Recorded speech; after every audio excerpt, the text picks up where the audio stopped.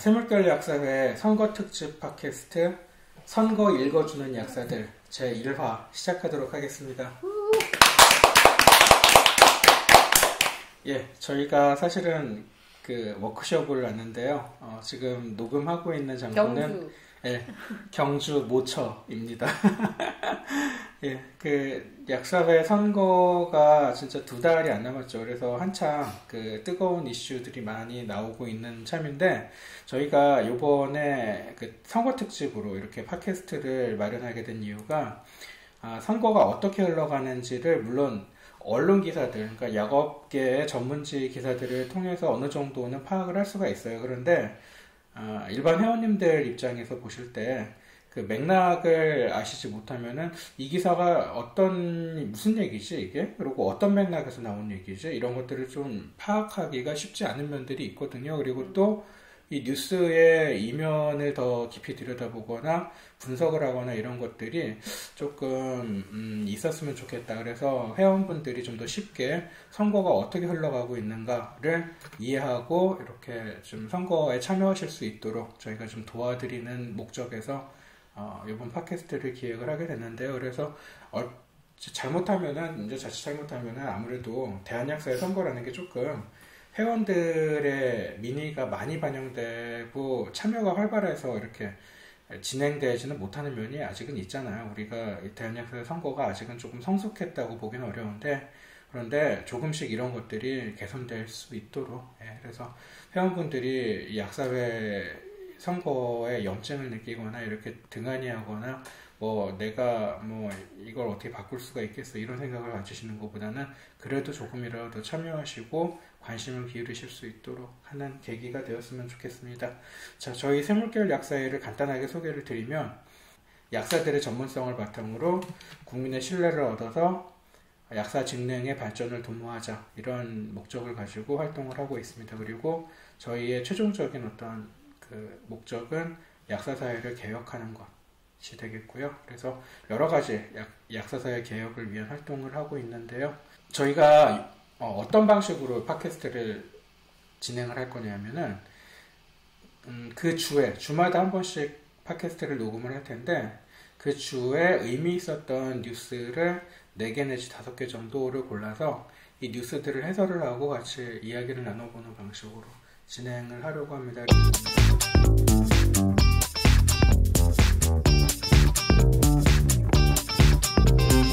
일단은 첫 번째 뉴스, 김종환 후보의 피선거권 박탈과 출마 자격 회복에 대해서 좀 이야기를 나눠보도록 하겠습니다. 17년 12월 18일 기사, 헷갈려. 17년 12월 18일 데일리팜 기사인데요.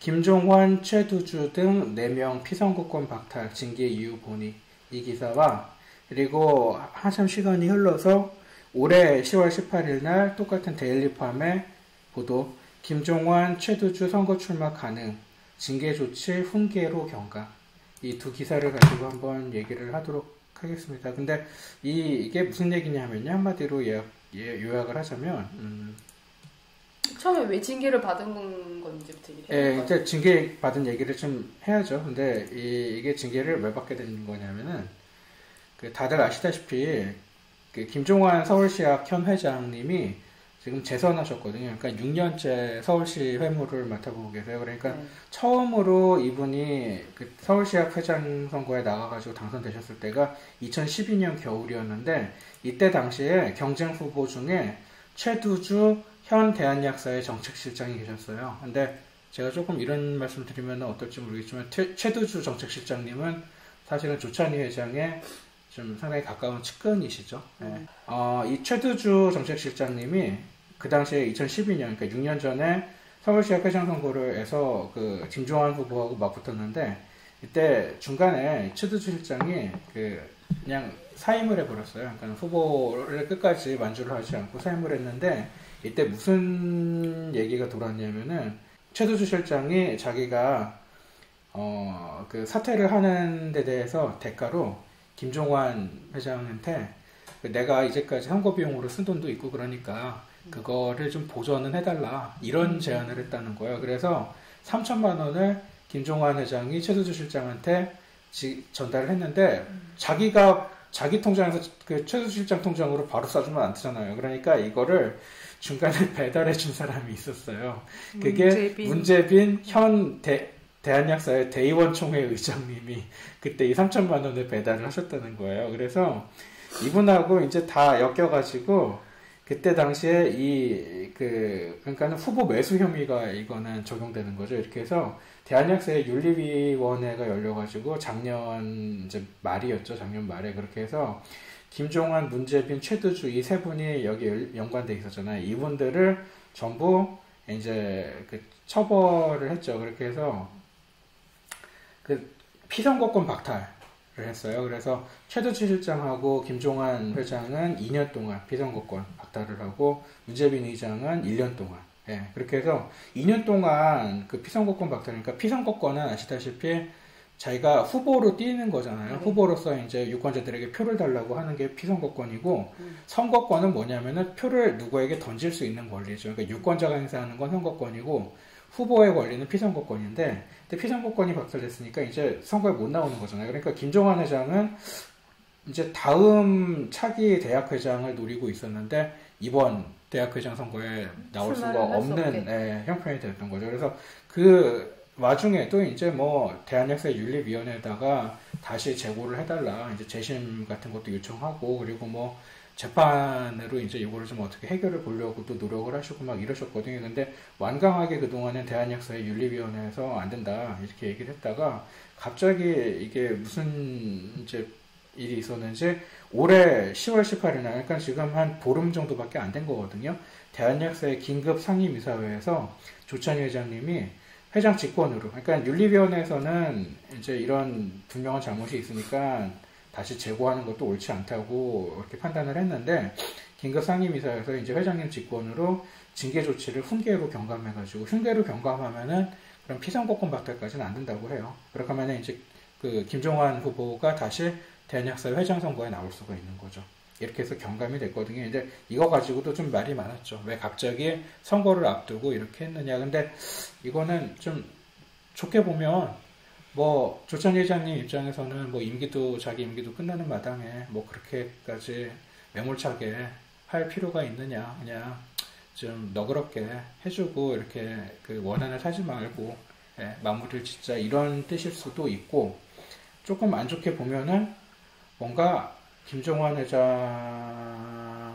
대해서 저희가 그 바라는 게 있어가지고 이렇게 청을 들어준 거 아니냐? 또 이런 어떤 오해를 살 수 있는 부분도 있는 거거든요, 사실.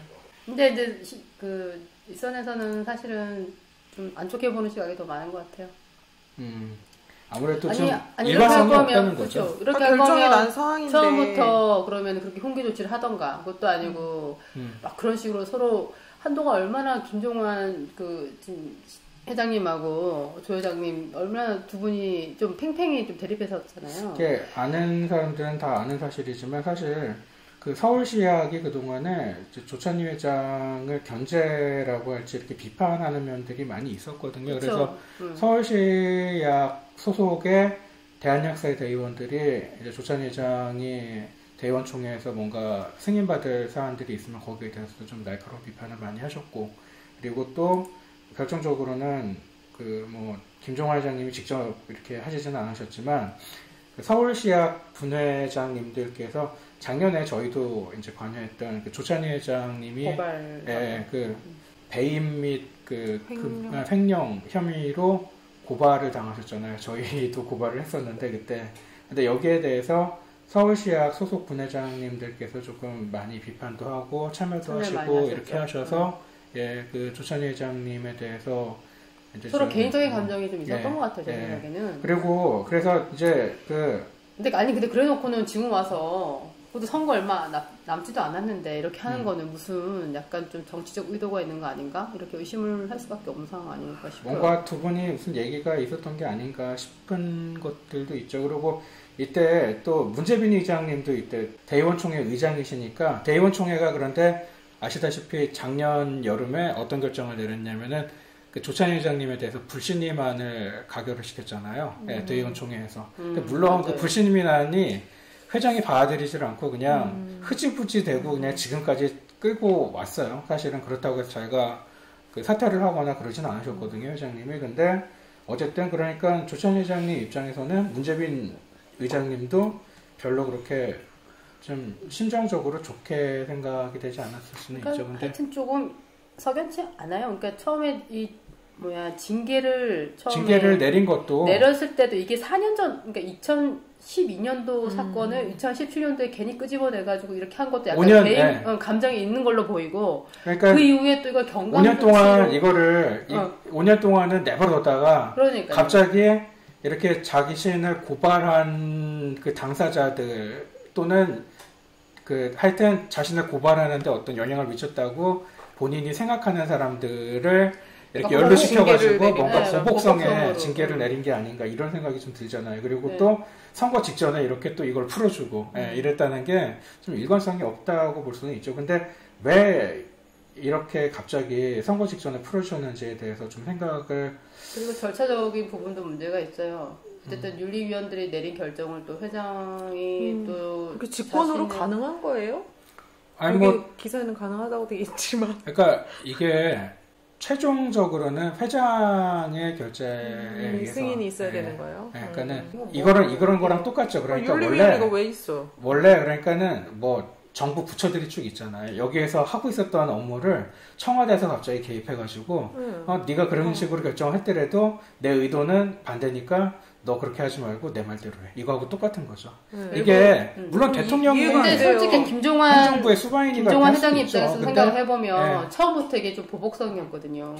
그러니까 처음부터 좀 감정적인 이유 보복성이었던 게 아니라 제 생각엔 그렇다고요. 근데 처음부터 좀 감정적인 이유로 시작되었던 좀 잘못 끼워진 첫 단추가 아니었나 생각이 들고 그러면서 끝까지 이거는 뭔가 좀 어그러지는 원칙도 없고 무슨 처음에 징계부터 잘못 뭔가 석연치 않은 게 있으니까 나중에 그러니까 경감이 된 것도 약간은 좀 하여튼 외부에서 봤을 때도 되게 웃음거리가 될 수밖에 없는 그런 일의 처리가 아닌가 생각이 들어요 저는.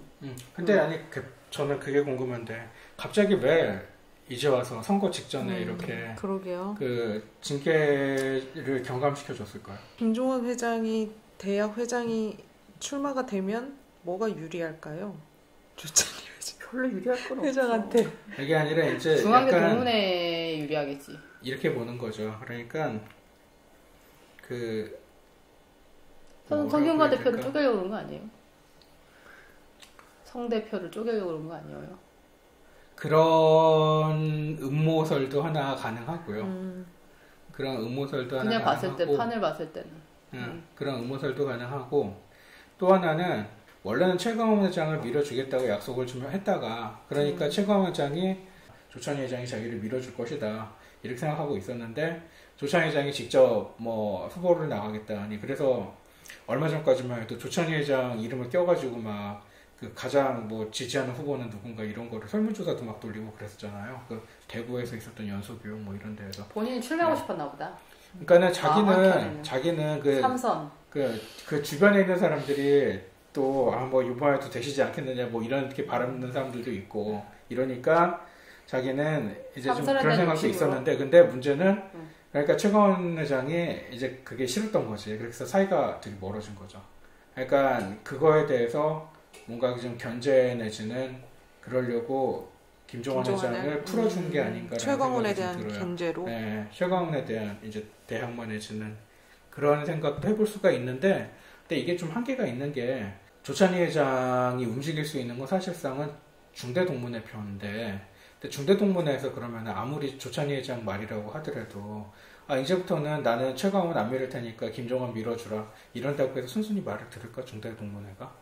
그래서 조금 그게 나는 100% 확신이 가진 않아요. 그런 시나리오가. 잘라내실 거예요?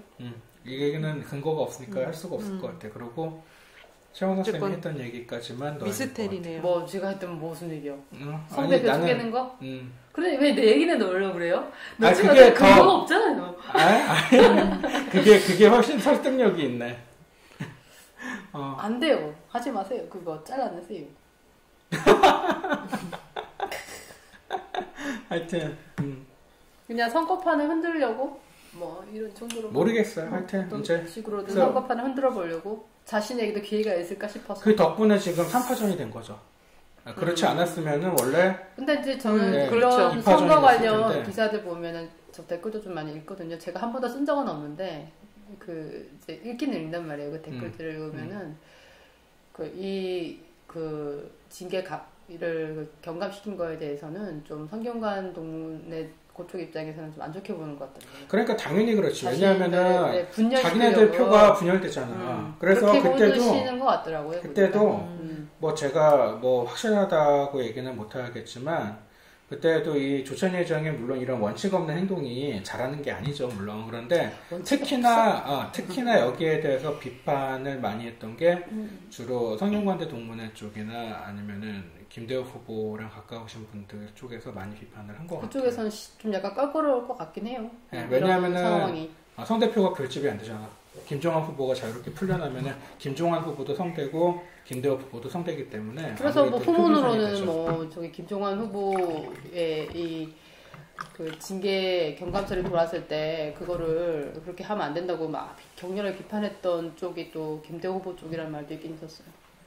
그 징계를 경감하는 것에 대해서 아주 비판을 많이 하고 하면 안 된다는 식으로. 근데 다시 또 해결했잖아 그 문제는. 왜냐면 단일화 얘기를 하고 있죠. 네, 여튼 좀 그래서 선거판은 참. 네.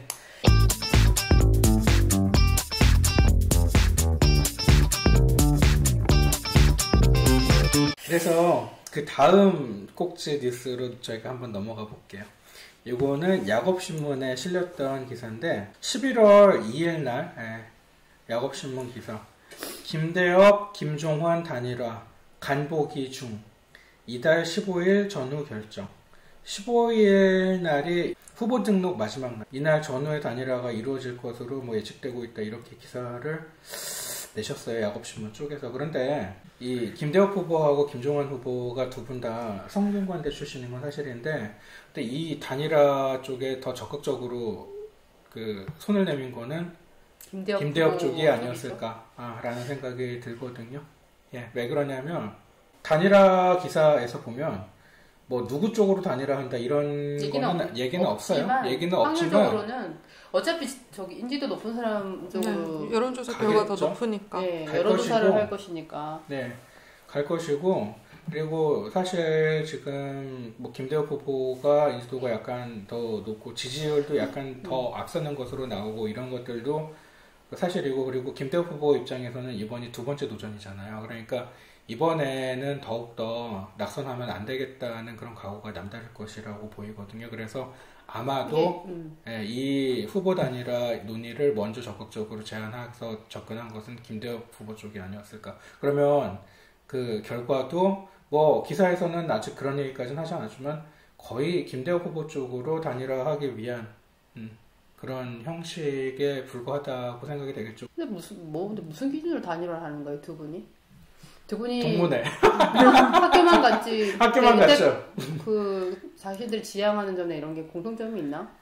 걸어온 길이라든가 뭐 좀 다 이렇게 공통점이 없지 않아요, 두 분이? 네, 그리고 뭐 같이 일을 하신 뭐 그런 이력도 거의 없는 것 같고 그래서 그리고 뭐 사실 인지도가 제 생각엔 김대엽 후보님은 예전에 뭐 부회장직도 하셨고 대학생 부회장을 하셨고 대학 선거 한번 나오셨기 때문에 전국적인 그런 것도 인지도가 있고 높으시지만 그리고 다들 아시다시피 뭐 김구집행부 때 김구집행부가 5년 동안이었죠. 그 원희목 전 회장이 1년인가 하고서는 자기가 국회의원 출마하느라고 공석이 됐기 때문에 사실상 김구집행부가 그 보궐 선거로 시작이 됐기 때문에 그래서 뭐 그때 2년 그리고 또 3년 한 번 더 재선해서 그래서 김구집행부 5년 동안에 김대엽 후보가 사실상 그 김구집행부의 뭐 실세 그 박인춘 전 부회장하고 김대엽 전 부회장 두 분은 김구집행부의 거의 모든 사항에 대해서 관여 안 한 게 거의 없을 거라고 저는 보거든요. 그러니까 뭐 거의 최종 핵심 실세고 좀 심하게 말하면 김구 회장은 그냥 이 두 분이 판단하고 결정하는 거대로 그냥 이렇게 하시죠 회장님 이러면은 그냥 맞아요. 하는 존재 정도에 불과했을 거예요 아마. 이건 뭐 그 조금 어느 정도 약사의 회모 돌아가는 걸 아시는 분들은 다 아는 건데 그러니까 조금 더 인지도가 높을 수밖에 없죠. 근데 조금 전에 이제 그 학술이사님이 말씀하셨듯이 아니 단일화를 할 거면은 그렇잖아요. 예를 들어서 87년도에 노태우가 당선됐잖아요. 예, 대통령으로.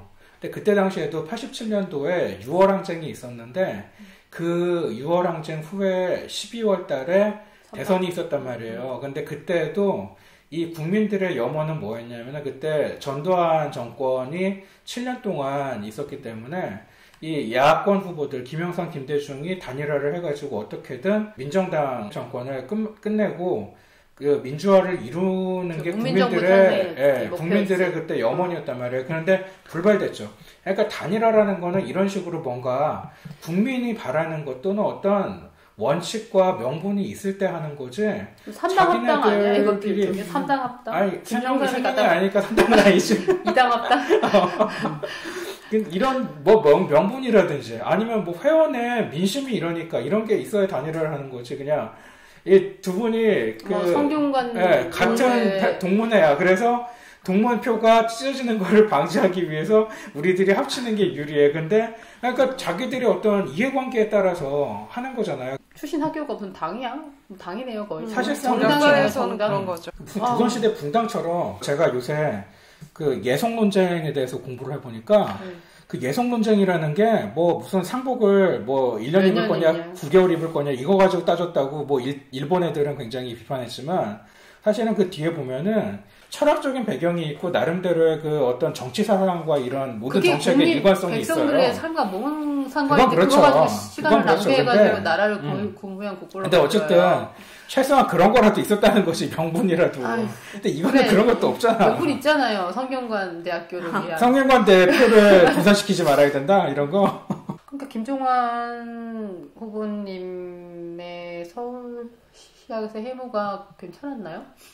제가 봤을 때는 저는 지방 사람인데 제가 봤을 때는 해무 능력은 좀 있으신 것 같기도 하던데. 기억이 안 나요. 근데 약점은 전국적 인지도가 밀린다는 거예요. 그러게요. 김대엽 후보님한테.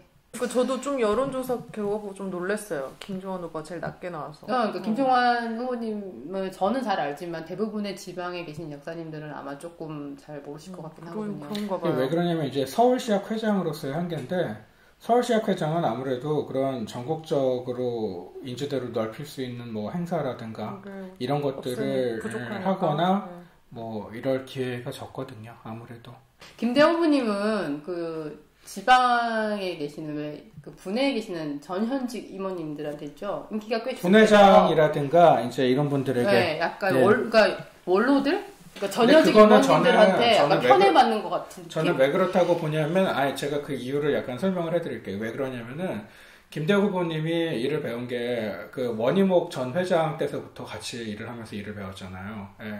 그래서 원희목 전 회장이 근데 전국적인 인지도가 있었고 그리고 지금 대한역사회장들에 비해서도 훨씬 더 강력하게 어떤 지지 세력이 있었다고요. 그분은 전국적으로. 그렇기 때문에 그것 때문에 연결되는 부분이 분명히 있을 거라고 봐요. 그러니까는 원민옥 회장을 매개로 해서 원희목 회장하고 같이 일을 하고 이제 그 밑에서 같이 도와서 일을 하고 일했었던 그런 것들이 많이 연결이 되는 거죠. 그리고 또 아까도 제가 말씀드렸지만 김구집행부 5년 동안 실질적으로 회무를 거의 다 담당을 한 게 김대엽 후보예요. 그렇기 때문에 당연히 많을 수밖에 없어요. 그 인맥과 이런 것들이. 그러니까 그러면 김구집행부를 잘했다고 생각하는 거예요. 지금 그러면은 그분들은 그렇게 생각하시니까 또 나온 거 아니에요? 동의할 수가 없네요. 뭐 그건 나중에 또 우리가 얘기할 기회가 있겠고. 근데 저는 그 생각을 좀 해봤는데, 이게 지금 동문회 얘기가 나왔잖아요. 아니, 단일화를 하겠다는 그 이유가 사실 따지고 보면은, 왜 이 동문회가 이 선거판을 지배를 하게 됐는지를 가만히 생각을 해봤는데, 지금 직선제가 되고 나서, 2000년도에 직선제가 되고 나서, 대학회장을 배출한 동문회가 딱 3군데밖에 없어요. 서울대 원희목 회장 배출했죠. 그 다음에 중대가 김구 회장하고 조찬희 회장을 배출을 했고, 그 다음에 성대는 아직 배출을 못했는데, 그 이전에도 하셨던 분도 있으시잖아요. 그때는 동문회가 이렇게 결정적이지 않았어요. 그때는 어땠냐면, 간선제였기 때문에, 그때는 대의원들이 뽑았잖아요. 그러니까 그때는 어땠냐면, 금권 선거가 판을 쳤대요. 선배들 얘기를 들어보면은. 금권 선거가 판을 쳤고, 지금도. 근데 그게 너무너무 싫어서, 투쟁을 해가지고 그때 뭐 건약도 뭐 많이 활동을 하고 이렇게 해가지고 투쟁을 해서 직선제로 바꿨더니 이제 동문회가 관여하는 선거가 돼버린 거죠. 근데 왜 이런 구도가 짜여졌는지 생각을 해보면은 일단 대한약사회장에 나가려면 어느 정도 인지도가 있어야 되잖아요. 그러려면은 그 수도권에서 지부장을 하든지 아니면 대한약사회에 유력한 어떤 좀 세력이 있는 실세 부회장을 해야 되는 거예요. 그래야지만 자기의 인지도를 쌓을 수 있는 기회가 있는 거예요. 지금 그걸 그대로 대변해주는 게 김종환 서울시약회장하고 그다음에 그 최광훈 경기도약회장하고 이 두 분은 자기가 지부회장이기 때문에 적어도 자기 지부에 있는 회원약국들은 자기 이름을 알잖아요. 근데 경기지부하고 서울지부가 대략 한 5천 정도의 약국이 있을 거거든요. 전국에 2만 개 약국이 있으니까. 그러니까 일단 5천 명의 회원들은 자기 이름을 안단 말이에요. 그런 것들이 있고, 그 다음에 뭐 이제 김대호 후보도 그런 식으로 어떤 메리트가 있는 거고요. 그런데 그러다 보니까 어떻게 되느냐면은, 그러니까 입학정원이 수도권의 소재하고 입학정원이 많은 약대가 유리한 거예요. 왜냐하면은 이 수도권에서 개국을 하는 약사들은 대부분 다 수도권 약대 출신이겠죠. 그리고 또 입학정원이 많은 약대 출신들이 많을 거잖아요. 그렇죠? 포진하고 있는 약대 출신들이. 그럼 이 사람들의 표를 우선 얻어서 자기가 지부장이 되는데 유리하죠. 서울 지부장이든 경기 지부장이든. 그러면은 그 다음번에는 대학회장을 노릴 수가 있게 되는 거죠. 그러다 보니까 이런 요건을 갖출 수 있는 그 출신 학교가 이 정도로 압축이 되는 거예요. 물론 이제 성대, 서울대, 중앙대 이 세 군데가 있고 이대도 있는데 어떤 이대 동문회가 했던 걸 보면은 다른 학교를 지원한다든가 이런 경우가 많았거든요. 뭐 하여튼 병원으로 가시거나 사모님들이 되셔가지고 이대가 직접 회장을 배출한 경우가 좀 병원 없었으니까. 약사회 표야말로 네, 진짜로 좀 실제로 커요 역할이. 지금은 그리고 이런 예. 얘기하면 병원 약사님들이 좀 싫어하시려나? 근데 저도 한때 병원 약사였지만 병원 약사들이야말로 진짜 깜깜이 선거예요. 몰라요, 몰라. 그나마 약국가에 있는 사람들은 이런 사람들을 한 번이나 듣잖아요. 기사도 보고. 근데 병원에 있는 약사들은요 관심도 없고. 보통 회무에 관심이 잘 그렇죠. 없으시죠. 우리랑 자기들하고는 전혀 와닿는 게 아니잖아요. 그런데 그냥 거의 심지어 옛날에 어떤 일이 있었냐면은 약제부장이 다 찍는 거야 자기가. 그런 일이 굉장히 많았어요. 아주 비일비재했어요. 그리고 심지어는 그것까지는 아니어도 약제부장이 그냥 이 사람 찍어 하면 다 그냥 그러니까 자기가 모르니까 뭐 깜깜이 선거한다. 그래서 이런 그게 더 얘기를 심했어요. 해도 되겠지. 그 긴구집행부 정도까지는 제가 알기로도 병원 약사회를 어떻게 내 편으로 끌어들이느냐가 선거판에서 굉장히 큰 적이 있어요. 병원 약사회 표가 얼마나 많은데요. 그나마 그 약국가는 또 국무약사들 신상 신고 안 하고 그러면은 투표권이 없는데 병원 약사들은요 거의 100% 신고하거든요. 단체로 해요. 그리고 신상 신고비도 훨씬 싼데 한꺼번에 해요. 한번 오늘 신고하자 이러면 다 함께 하거든요. 저도 그랬고. 왜냐면 조직화가 훨씬 잘 돼 있지. 네, 그리고 돈도 훨씬 싸긴 싸요. 20만 원인가? 하여튼 뭐 그래서 지금은 근데 그게 좀 많이 들어있었을 거예요. 근데 여전히 잘 모르고 깜깜이 선거하고 계실 거예요. 근데 옛날처럼 뭐 약제부장이 자기가 대신 투표해버리고 하진 않지만 투표용지는 그런 사람들 받아보지도 느낌이 못하고 커요. 근데 나 누구 찍을까요? 뭐 이렇게 하실 수 있겠죠. 근데 그런 것들이 분명히 있을 거예요. 그리고 아직 그게 완전히 근절됐다고 보기는 좀 어렵죠, 사실. 그래서 이 깜깜이 선거 문제인 것 같아요. 정보가 많이 주어져야 되는데. 그래서 이 동문회 선거를 이거를 어떻게 답할까요? 이 동문회 선거가 왜 문제가 되냐면은 제가 다른 글에서도 표현을 좀 했지만 이미 회원들이 원하는 후보가 나오는 게 아니고요. 동문회에서 먼저 걸러가지고요. 자기들끼리 누구를 후보로 낼까를 결정을 해버려요. 그러니까 일단은 후보들 입장에서는요. 내가 대학회장 만약에 후보로 나가고 싶잖아요. 그러면은 동문회에 눈에 드는 게 가장 중요한 과목인 거예요. 지방도 마찬가지예요. 네. 그래서 이 동문회 몇몇 원로들이 그렇다고 뭐 동문회가 하다못해 동문회가 뭐 동문들 다 모여가지고 민주적으로 투표해서 결정하는 것도 아니잖아요. 뭐 우리가 너 후보를 누구를 낼 거다 이런 게 물론 그게 무슨 말이 되는 건 아니지만 어쨌든 뭐 하다못해 그런 것도 아니잖아요. 그러니까 동문회 원로 몇몇 분이 이렇게 자기네들끼리 그냥 결정을 하는 거죠. 그래서 요번에는 누구를 내보내는 게 좋겠다 이런 식으로. 그러니까 거기에 마음에 들어야 되는 거예요 일단은.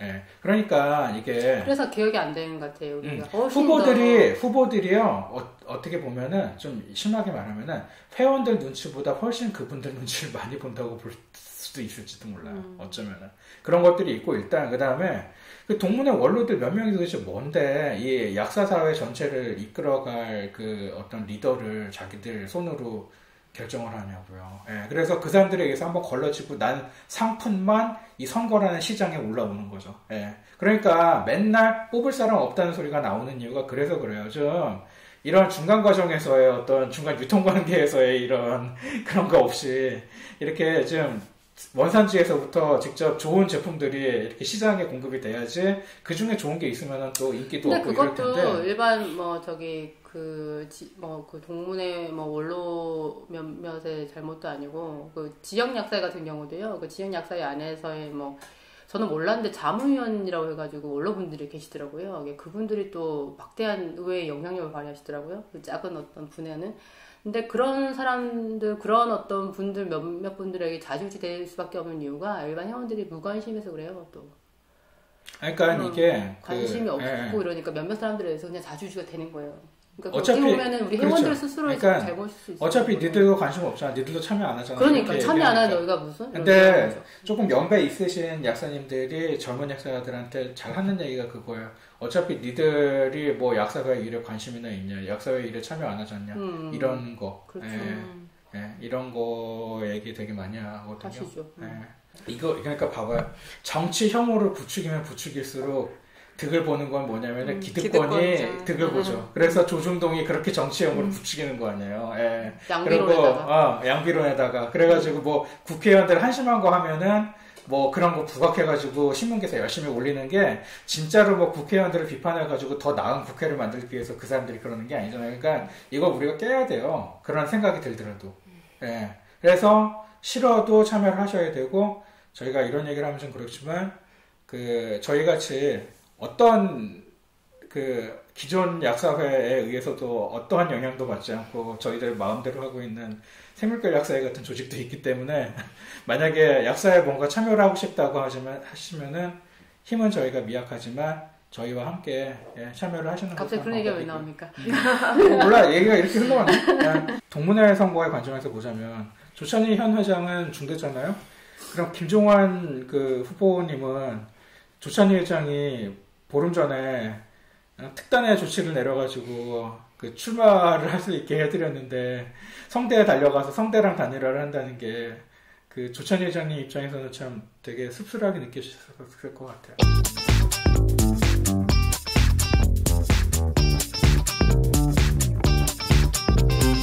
그 다음 얘기로 넘어갈게요. 이거는 짧게 얘기하고 넘어갈 건데 세 번째 기사는 10월 17일 날 야곱 기사인데 근데 제목은 이렇게 돼 있어요. 뭐 대한약사회장 선거 D60일 김대엽 전 부회장 지지율 선두 이렇게 돼 있는데 그러니까 여론조사 기사였죠? 이거? 네, 여론조사 기사인데 저희는 여기에서 여론조사 얘기도 물론 하겠지만 조금 한 가지 좀 보고 싶은 게 이 조사를 하면서 야곱신문 측에서 대학 회장의 자질, 그러니까 바라는 덕목이 무엇이 제일 중요하냐고 생각하느냐 여기에서 네 가지를 물었거든요. 회원과의 소통, 대관 능력, 도덕성, 리더십 이렇게 네 가지를 물었는데 리더십이 1위를 했어요. 32.5%. 그리고 회원과의 소통이 31.1%로 근소하게 2등을 했고 세 번째가 대관 능력 19.5%. 그리고 꼴찌가 도덕성이었어요. 16.9%. 물어본 질문 항목에서 도덕성이 제일 마지막에 있어서 그래서 그냥 이게 제일 마지막에 맞았어요, 근데? 도덕성이 맨 마지막에 배치가 돼 있었더라고요. 저는 전화를 안 받아서 몰랐어요. 이걸 가지고 사실은 저희들끼리는 조금 아쉬움을 많이 표하는 얘기를 나눴었는데 리더십이라는 거는 근데 저도 이 설문조사 결과에 대해서 어찌 보면 그렇게 크게 의미를 안 둘 수도 있는데 이게 또 회원들은 어떤 약사회를 원하는가를 물어본 거일 수도 있잖아요. 그래서 그래도 한 번은 얘기를 하고 넘어가는 게 맞다고 봤는데 리더십이 1등을 했다. 리더십을 제일 중요한 덕목으로 꼽았다는 게 리더십이라는 게 근데 조금 달리 생각하면은 어떤 능력? 뭔가 일을 잘하는 유능함 뭐 이런 걸로 약간 바꿔서 생각해 볼 수 있지 않나? 적어도 회원들이 제가 이걸 곰곰이 생각해 봤을 때는 회원들 입장에서는 이 리더십이라는 단어를 그렇게 받아들인 거 아닌가라는 생각이 들었거든요. 예. 그래서 역시 근데 좀 능력이 좋은데 도덕성이 안 좋다. 그런 사람을 위험한 거 아닌가? 그런 사람을 우리가 저기 대통령 중에 겪어봤죠. 이명박. 그래서 이명박은 선거운동 할 때도 은근히 그런 걸 그 자기 선거 전략으로 삼았잖아요. 뭔가 모든 국민을 다 부자로 만들어줄 것 같고, 저 사람이 뭔가 우리에게 이익을 많이 가져다 줄 것 같고, 이런 것들을 이렇게 국민들에게 어필하는 선거 전략을 썼는데, 그런데 도덕성에선 나중에서 보니까 지금 최하위였죠. 완전히 그 국민들 상대로 사기를 치고. 도덕성이 마이너스 100이야. 그래서 이 엇갈린 결과를 놓고 봤을 때 좀 약간 이런 생각이 들더라고요. 이게 대한민국 국민들은 이명박을 겪어봤기 때문에 예, 이번 선거에서는 다른 선택을 했지만 작년 선거에서 근데 우리 약사 사회는 이명박 같은 사람을 아직 못 겪어봤는지는 모르겠으나 마지막이라 안 듣고 그냥 번호 누르신 거 아닐까요? 근데 만일 이 뭐 유능함 나에게 어떤 이득을 갖다 줄 수만 있다면 도덕성은 별로 그렇게 중요하지 않다. 정말로 이런 생각으로 이렇게 결과가 나왔다고 한다면은 이거는 좀 좋지 않은 것 같아요. 예. 이건 우리가 이미 경험해서 다들 알고 있는 거잖아요. 그건 1순위가 아닌 거잖아요. 그렇죠. 어쩌면 능력이 더 우선인 거니까. 능력이 우선인 거죠. 그 다음에 근데 나는 그것도 약간 이상했어. 2등이 거의 근소하게 회원과의 소통이야. 이건 뭐를 어떻게 해석을 해야 될까요? 이거를. 근데 저도 이거 눌렀는데. 근데 어떻게 보면은 아니 무슨 생각으로 누르셨어요 이거?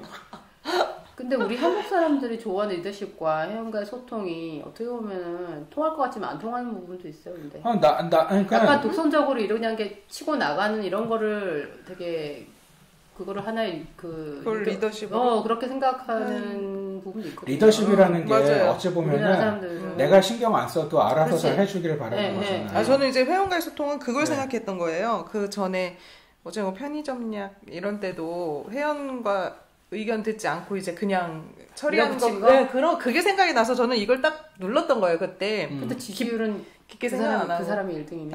하여튼 저는 그랬어요. 그게 딱 생각이 나서. 그 사람이 누군지는 그 다음번에 나옵니다.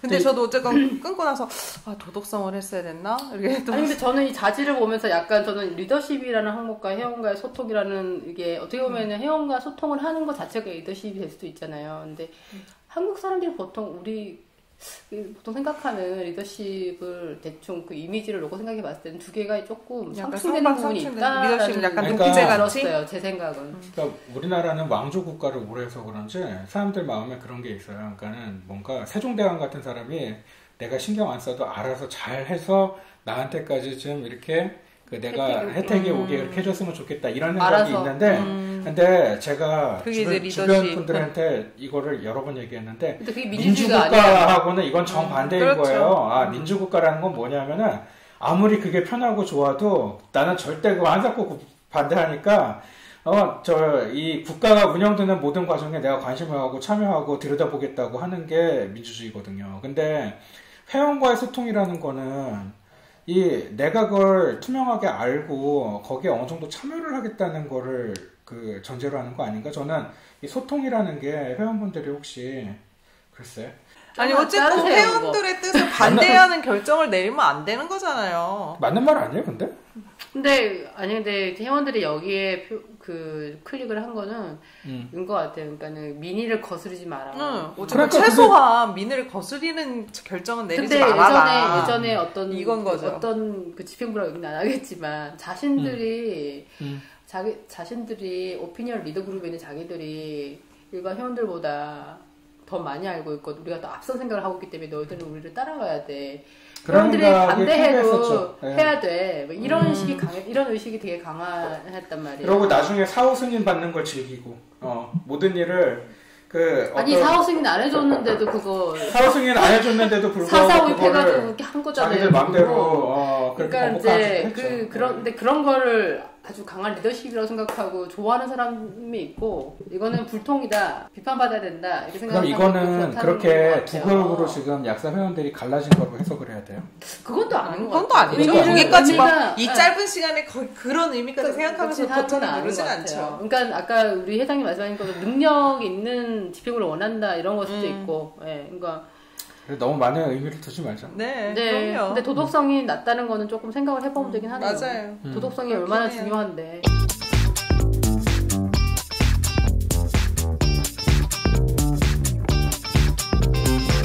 마지막 꼭지는 후보 지지율 조사를 한 거에 대해서 말씀을 드리려고 하는데 최근에 데일리팜하고 야곱신문이 거의 비슷한 시기에 지금 유력하게 거론되고 있는 후보들에 대한 지지율 조사를 해서 발표를 한 적이 있거든요. 그래서 데일리팜 10월 19일 날 기사를 보면 김대엽 25.9%, 최광원 23.4%, 김종환 19.6% 이런 제목으로 발표된 이제 기사가 있고 이건 데일리팜에서 조사한 건데 18일에서 19일이죠. 예. 네. 그리고 또 야곱신문에서 조사를 한 거는 10월 19일 날 기사고요. 대학 회장 후보 지지율 기상도, 지역 효과 무시 못해 이런 제목으로 조사를 한 두 가지 기사가 있었죠. 15일에서 16일. 15일, 16일. 야곱신문이 그러니까 한 2, 3일 정도 더 빨리 하긴 했는데 거의 뭐 차이가 없어요. 그렇죠. 그래서 그렇게 했는데 그 특징이 데일리팜이 2,000명이에요. 네. 야곱신문이 1,000명이고. 네. 예. 그 야곱신문 같은 경우에는 데일리팜하고 조금 차별화를 하기 위해서 이제 그렇게 했는지 몰라도 그 지역별로 그 각 후보들의 지지율이 어떻게 되는지에 대해서 조금 자세하게 조사를 했어요. 그래서 기사 제목을 이렇게 뽑은 거죠. 그래서 지역 효과를 무시 못한다. 그래서 지역별로 특정 후보가 더 우세하게 나오는 지역들이 존재하더라. 이런 얘기를 한 건데요. 일단 데일리팜에서 조사한 결과를 보면 그렇게 크게 차이가 안 나요. 뭐 김대엽 후보가 제일 앞서는 건 사실이지만 그래도 뭐 최광원 후보하고 뭐 2.5% 정도밖에 차이가 안 나고요. 전국 규모에서. 그리고 김종환 후보하고도 한 6, 7% 정도 이렇게 차이가 나기 때문에 이 선거가 아직 한 뭐 2달 가까이 남았다는 사실을 생각을 해보면 이 사이에 뭐 좀 변동이 있을 수가 있고요. 그리고 아직 지지 후보가 없다고 발표한 게 31.3%예요. 데일리팜 같은 경우에는. 그리고 야곱신문 같은 경우에는 조금 그 추세가 다른데 김대엽 후보가 월등히 다른 후보들을 앞지르는 것으로 나왔죠.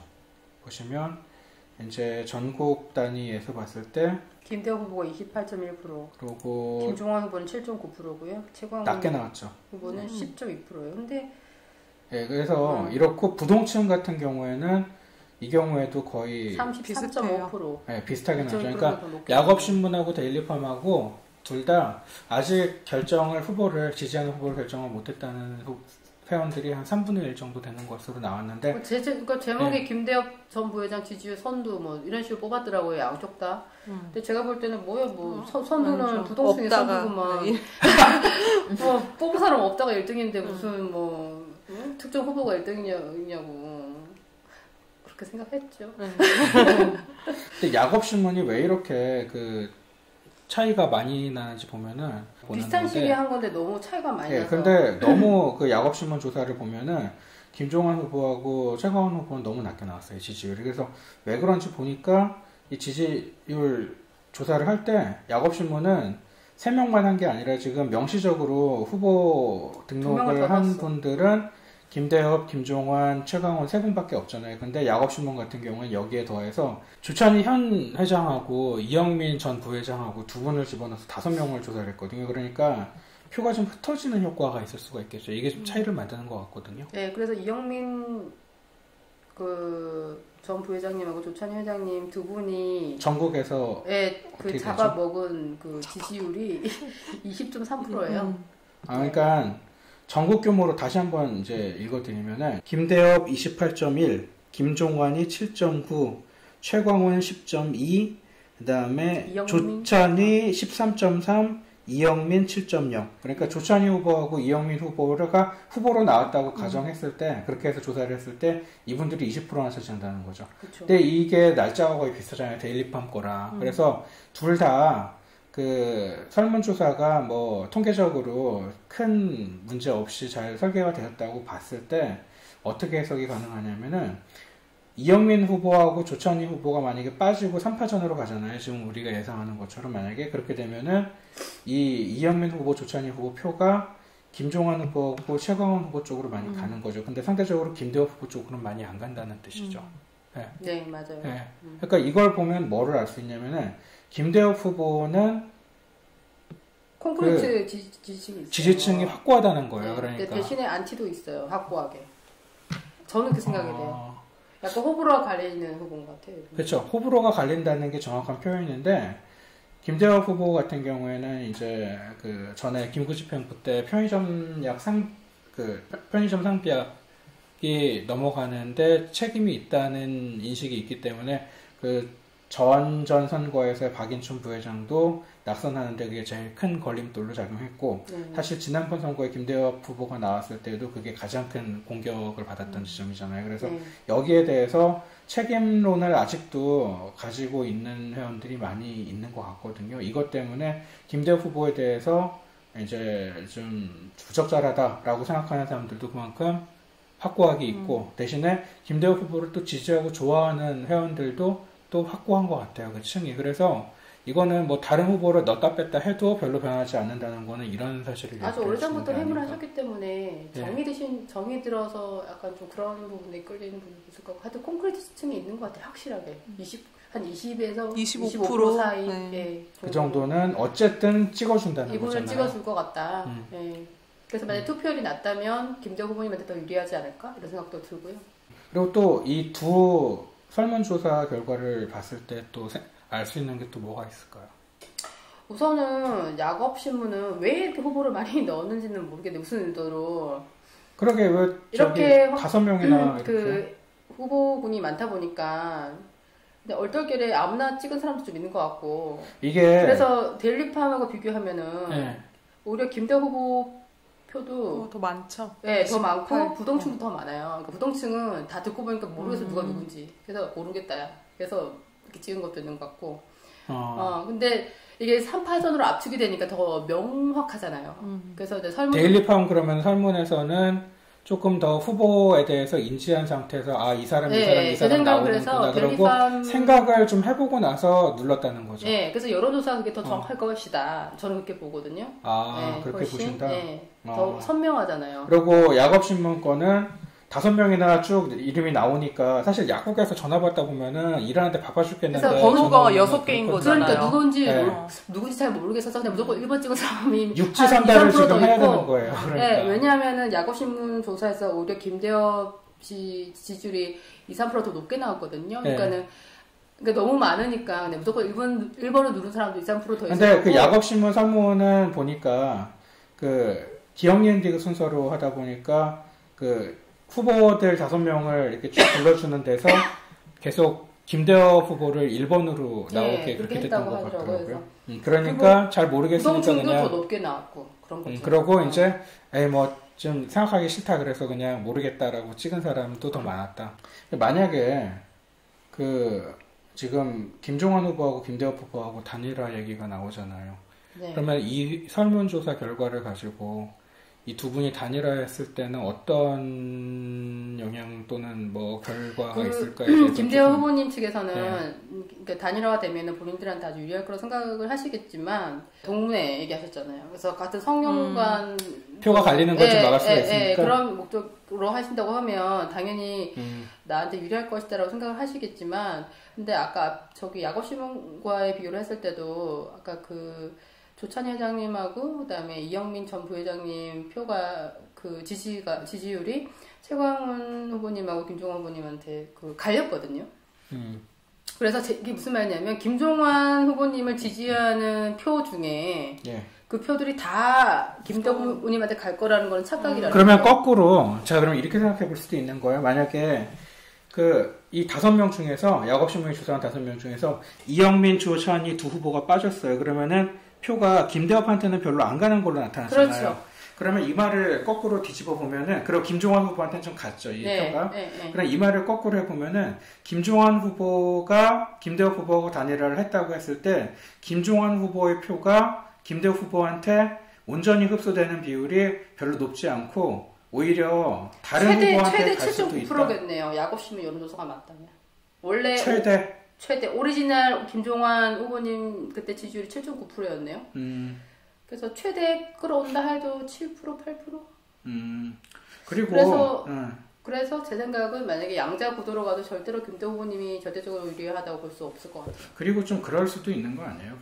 지금 같은 경우에 김대 후보님이 어떤 호불호가 갈리는 후보이기 때문에 또 좋아하는 사람들은 좋아하고 지지하지만 또 조금 반대쪽에서 비판적으로 보는 분들은 또 그 비판 또 강하게 하는 거잖아요, 지금. 그렇죠. 그런 면을 봤을 때는 오히려 단일화를 하게 되면은 이 김대호 후보, 특히 만약 김대호 후보 쪽으로 단일화가 된다고 하면은 그럼 김대호 후보에게 비판적인 어떤 표들은 더 오히려 결집할 수 있는 그런 결과도 나올 수 있는 거 아니에요? 그거를 배제할 수 없다는 거예요, 제 생각에는.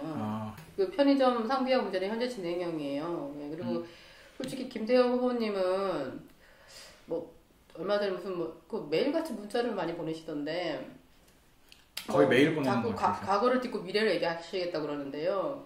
과거 없는 현재가 없고 현재 없는 미래가 없습니다. 그리고 지금 약사 사회가 안고 있는 많은 문제가요. 본인이 해임하셨을 때 만들어 놓은 일들 많습니다. 약대 증원 문제부터 시작해서. 지금 한약사업대도 그렇고요. 저는 한약사업대 제가 제 스스로가 한약사업대 피해자이기 때문에 저 김대엽 회원님 만나서 한약사업대만 가지고도 몇 시간을 토론할 수가 있습니다. 지금 하고 싶은 얘기도 많은데 본인이 자꾸 과거를 듣는다 그러는데 과거를 어떻게 들을 것입니까? 지금 다 진행 중이고 미래에도 일어날 일인데요. 마무리를 뭘 짓든지. 그게 이미 그렇죠. 그게 마무리가 된 문제면 짓고 우리도 그래야 과거를 듣죠. 죄는 미워하되 사람 미워하지 말라고 그렇게 할 수도 있지만 이거는 모든 게 다 현재 진행형이고 미래의 진행형인 것인데 이거를 어떻게 아무 일도 없던 것처럼 할 수가 있나요? 그리고 다 본인과 다 이렇게 엮여 있는 지금 문제들인데 일단 이렇게 후보 지지율 조사 결과를 좀 저희가 분석을 해봤는데요. 이렇게 4가지 뉴스 꼭지를 좀 얘기를 해봤는데 조금 어떻게 좀 선거 흐름을 좀 이해를 하는데 도움이 되셨는지 그리고 또 새롭게 알게 되신 것들이 많이 있으셨는지 모르겠는데 저희는 일단 여기까지 하고 또 다음 주에 한 주 동안의 새로운 소식들을 가지고 선거 이야기로 찾아뵙도록 하겠습니다. 오늘 들어주셔서 감사합니다. 수고 많으셨어요. 끝이 이상한데? 왜요? 급 마무리 같은 느낌? 아니 우리 맨날 그래요. 네. 원래 이게 우리의 맨날 급 마무리. 자, 빨리 그만하고 자. 다음 시간에 또 만나요. 또 만나요.